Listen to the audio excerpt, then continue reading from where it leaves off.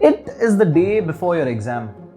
You had not eaten since breakfast, if you can even call what you eat in college during the morning breakfast.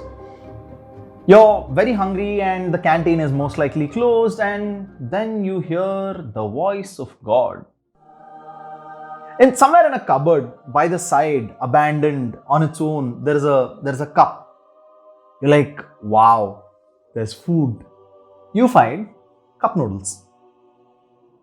Let's talk about that. Instant ramen seems so stupidly simple.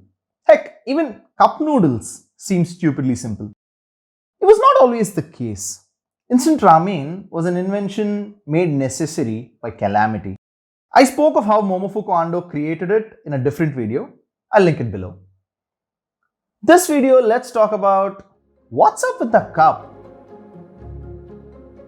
Instant ramen was created as an easy solution to make ramen. Put it in hot water and voila, you have noodles.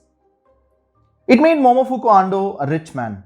The company he created to market and sell his product was Nissin, the company that makes the now famous Top Ramen. As his company grew, the product was exported to other countries. One of the first big markets for Ando's instant ramen was the United States. To better understand the market and gain insights, Ando visited United States. There he met a few store managers and representatives of Nissin. There he noticed something that piqued his interest. Some of the managers were breaking up a piece of the ramen, putting it into a coffee cup, filling it with hot water, making it in the cup, eating it with a fork, and disposing the cup. The method of making ramen quickly with hot water was a miracle in its own right. And here the managers were making it as easy to consume as if it were a burger. Ando knew there was something there. He had to work on it. Back in Japan, he ordered research into this idea. He wanted to create a container that could be ideally held in one's hand and contained an appropriate amount of ramen for one serving. The team came in with 40 prototypes. 40! After a lot of back and forth, they settled on a final one. The final solution that matched Ando's vision is the oversized cup-type container you find in supermarkets around the world today. The challenge did not end with the design. They had to create a container that would be durable through transport but also not leave remnants when very hot water was poured in it. The material they finally decided on was polystyrene foam.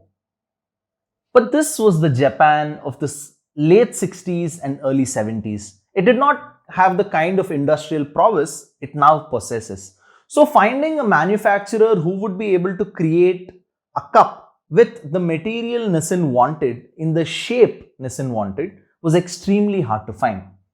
But Ando did not want to give up. He decided to go ahead with the process, and he brought in an American technology and brought the production of this container in-house. The decision of what quantity of ramen to put in was also key. Because too much and it would make a mess after water is poured, and if too little, it would rattle inside while being transported and break to crumbs. But after all the challenges they had surmounted, this turned out to be a problem well within their capabilities. And thus was created the godsend that every college student loves. And there are all types of ramen today, from the spicy noodles of Asian varieties to the cheesy textures preferred in the West. There's even an Italian ramen. An Italian ramen, what does that taste like? I mean, Massimo Bottura's tears, I'm assuming.